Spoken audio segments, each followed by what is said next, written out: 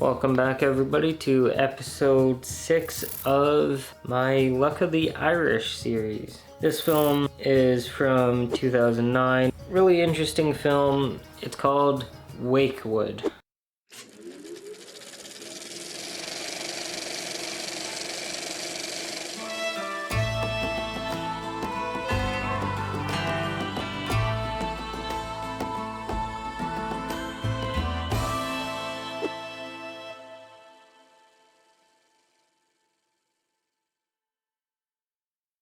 If you haven't heard of this film, you probably heard of the main actor in it, Aidan Gillen.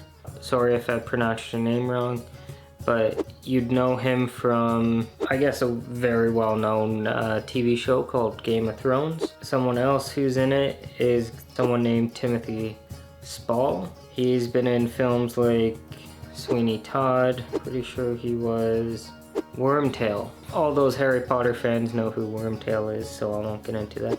This film is about the parents of a girl who was killed by a savage dog are granted the opportunity to spend 3 days with their deceased daughter. Anybody would probably like that opportunity if that happened. There's a cult aspect to this film which is really interesting. The music of the film is very creepy. The color correction of the film is perfect and it just looks very cool. The cross-cutting in the opening. Now, I can't remember everything from the opening, but I remember that it worked very well. It was beautifully shot.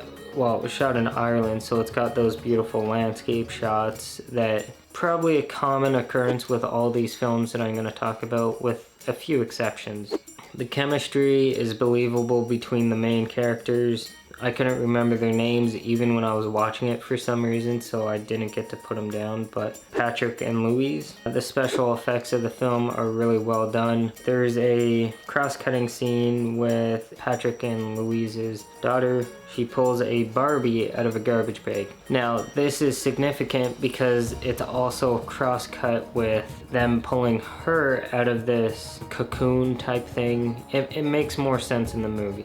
The mystery, I think, is what really makes the movie. The history behind the town, it doesn't really get into the history of the town, which is kind of unique because sometimes films explain everything that goes on in the town in an opening scene, cold open type thing, or in dialogue throughout, but we're not given that opportunity in this. So even by the end, the mystery of why the town does this, I don't think it's as clear as people might think when they watch it.